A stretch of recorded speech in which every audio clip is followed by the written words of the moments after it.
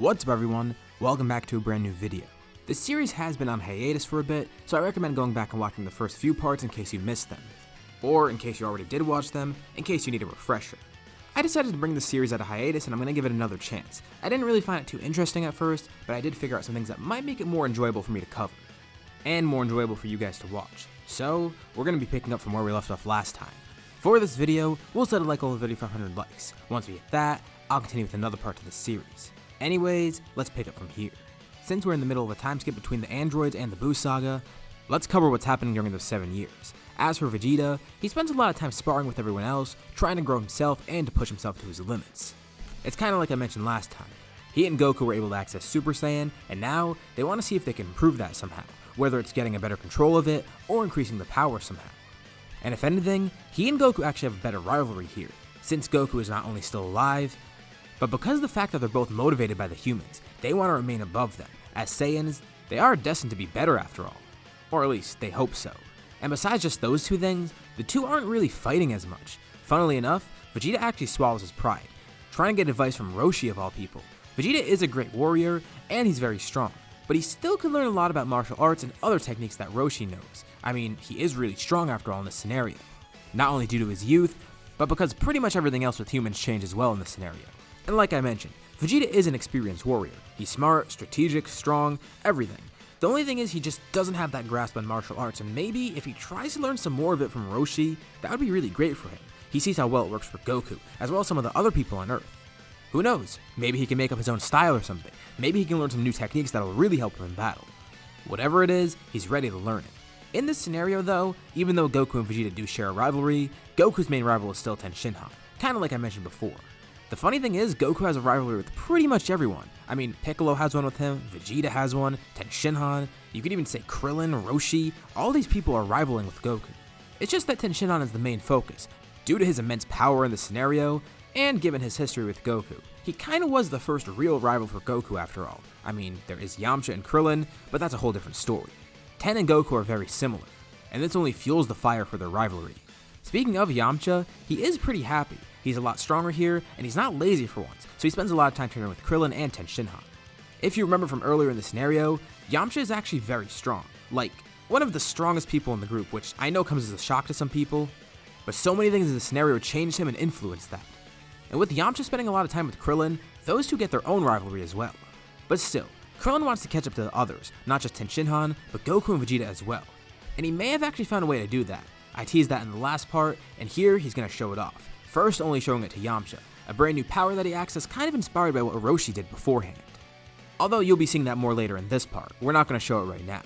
And lastly, one of the other big things in his time skip is obviously Gohan going to high school, and he meets Videl just like normal, except there is a pretty big change here, both for Videl and Mr. Satan.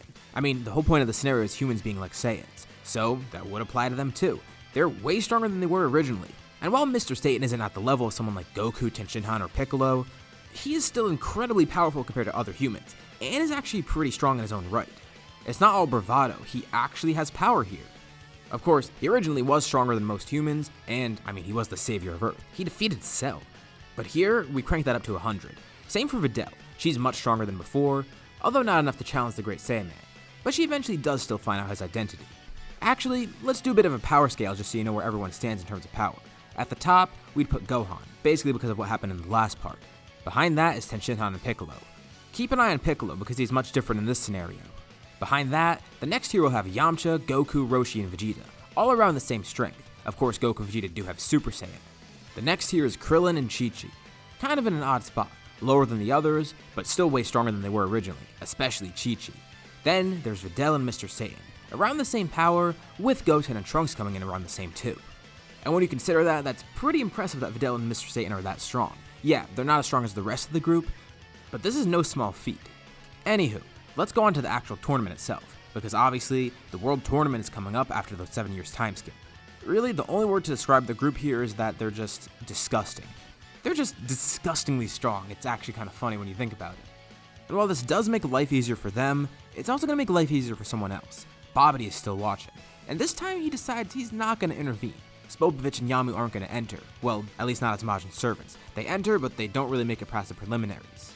Point being, Babidi doesn't need any servants. The tournament is going to happen like normal, And based on everyone's strength alone, Babidi could just gather energy from the tournament, and that might be more than enough. Worst case scenario, he will send Deborah in to get some, but he'd also rather not blow his cover. So let's fly through the tournament a bit. Alright, so some fights are going to get more detail, and some of them I'm going to kind of breeze through, especially with the first round, because some of them aren't really too important or interesting. You'll see what I mean as I go on, but you'll know which ones are the important ones. First up is Krillin versus Pintar. Krillin wins, as you'd probably expect. Shin versus Piccolo is the next one up. This one actually is a bit interesting because things go differently here. If you remember from way before, Piccolo is kind of a different guy here.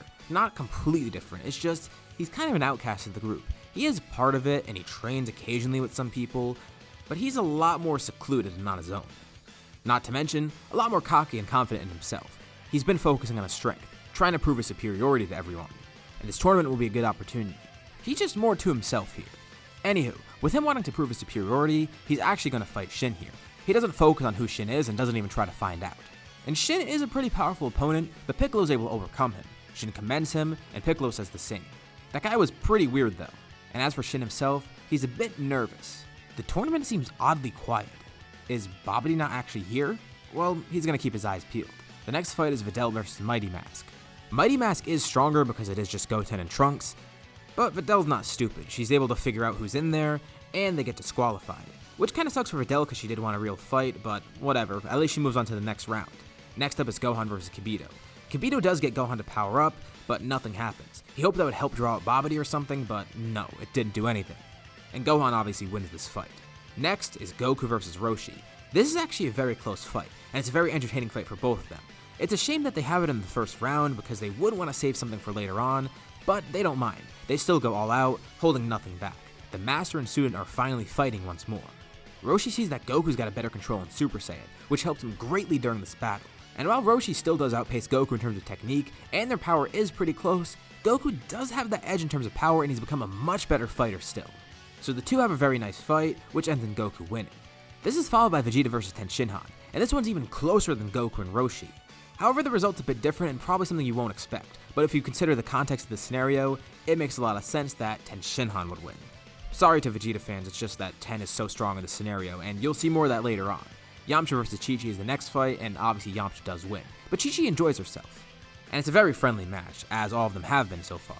Finally, there's Jewel versus Mr. Satan, and Mr. Satan does win. Although he is pretty nervous about the next fights because he knows he might be a little bit outmatched. As for Babidi, he's still watching during this tournament. Slowly he's gathering energy from this tournament alone, and there's so much energy being given off from it. He loves it. And the tournament's not even over yet. This is just the first round. There's a few more left. And who knows, maybe there'll be way more energy than he ever expected. The next fight's a pretty big one. Krillin versus Piccolo. The two are excited. This is kind of a rematch from the 23rd World Tournament. And Krillin has gotten a lot stronger. He's ready to show that off to Piccolo. The thing he was hiding was a transformation. Well, not really. It's something that Roshi has done before, so it's not too surprising. But he's able to bulk himself up considerably, using 100% of his power, going into this max power mode. It's weird because they see Krillin actually tall for once, which is a sight that they've never seen before. What's next? He's gonna grow hair or something? Maybe next time. And Piccolo didn't expect this power up. Krillin is actually a lot stronger than he suspected.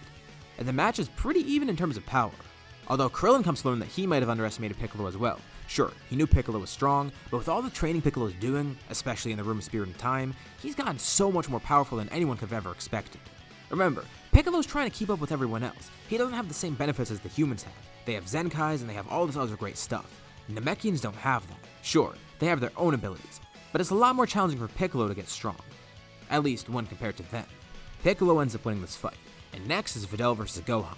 Videl knows that Gohan's way stronger than her, and she tells him not to hold back. She doesn't want to be patronized by Gohan at all, and she knows there's no hard feelings between the two. She just wants to test her own power. So Gohan obliges, transforming into Super Saiyan, not holding back. And of course Videl loses, but she's happy nonetheless. Gohan is too. It was fun. The next fight is Goku versus Tan Shinhan, another rematch from way before. The two rivals are at it once more. The two have both improved in their own ways. A common theme of this part. But with all his great technique, power, and his unique potential, Tan Shinhan actually comes out on top, which Goku really didn't expect. Wow, that was an impressive fight. He needs to keep more tabs on Tan Shinhan. And as the last match in this round, it's Mr. Satan versus Yamcha. Yamcha would really like to try and win, and he could easily beat Mr. Satan. But Mr. Satan bribes him, and I feel like Yamcha would be one to actually take the bribe. I don't think he's the kind of guy that's going to be very prideful in himself and is going to be focused on winning. I know he's kind of a cocky guy, but it's money. He's not going to turn that down. So Yamcha takes the fall, not caring about his public image. And Mr. Satan goes on. The fight after this is Piccolo versus Gohan. And I feel like in a lot of other scenarios this would be a much more interesting fight because of Gohan and Piccolo's relationship. But again, they're not nearly as close as they were originally. The relationship is still kind of there, I mean they're friends and all, but it's not as close as normal. So it may be underwhelming in that aspect, but in terms of power, it's still a pretty enjoyable fight. And Piccolo ends up winning. Ten then fights Mr. Satan, and he's not going to give up so easily. So Mr. Satan says he has quote-unquote stomach problems, allowing Tan Shinhan to go on to the final round. And now he's in a match versus Piccolo. It's kind of nostalgic. Well, not entirely. Tan Shinhan has memories of King Piccolo and that death match that they had, where he was also greatly overpowered. Not to mention the bad blood between the two of them. So while it does give him memories of those good old days where he almost died a bunch of times, it's still nice that they finally have this matchup. The two of them are both insanely powerful, and it'll be great to watch the two titans go against each other. To intimidate Tan Shinhan, Piccolo goes into Kaioken, not even saying what level it's at right now. Just to see Ten's reaction, right now it's only at ×4. One of the few levels that Piccolo can manage perfectly, and the two begin dueling. They would like to pace themselves, but they also want to get to their full power right away.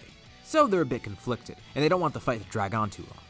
Piccolo is gauging Ten's power, and he cranks up Kaioken, this time going to ×10. Ten powers up more himself as well, and the two continue increasing their power more and more.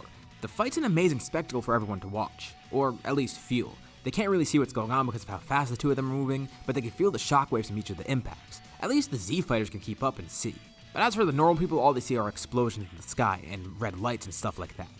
It's not really as amazing for them, but they know something is going on.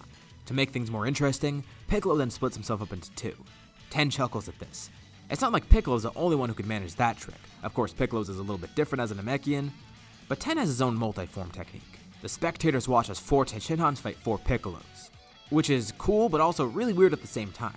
And this is a perfect way for everyone to see how evenly matched it is. One of the Piccolos defeats one of the Tan Shinhans. One of the Tens defeats one of the Piccolos, leaving 2 of each left. They merge back into each other, going into their full power now. Piccolo powers up, Kaioken ×50.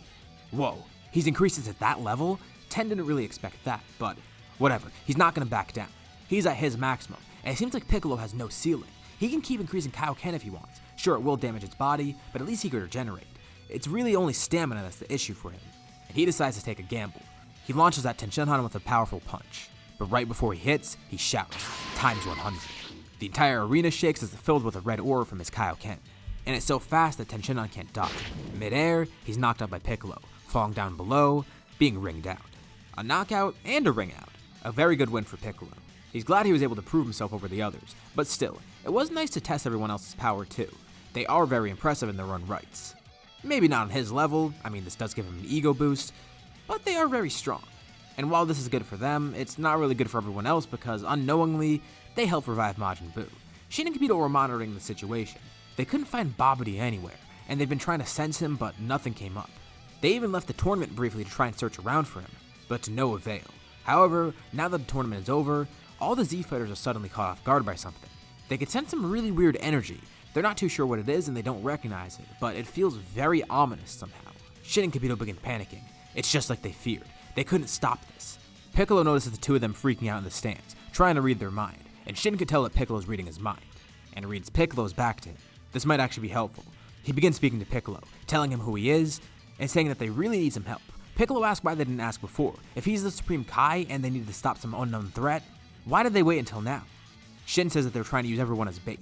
Maybe that would have helped draw out some of Babidi's troops, bringing them back to Babidi's ship. But of course they had no way of finding it unless they did that. And he didn't think the tournament would go this far. He expected Babidi to come out eventually, but he didn't.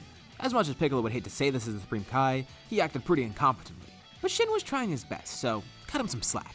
But Shin tells Piccolo, try and calmly get everyone to follow them. He doesn't want to cause panic in the arena amongst the regular humans.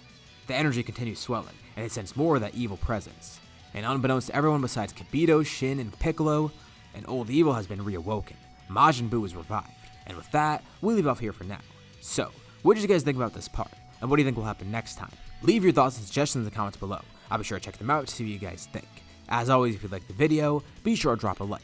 And let's try to hit that like goal from the beginning of the video so we can get another part of this series. If you haven't already, why not subscribe? As well as hitting the bell icon and get notified about any future parts of this What If, or any other videos that I upload on my channel. Anyways, thank you all for watching, and I'll see you all in my next video.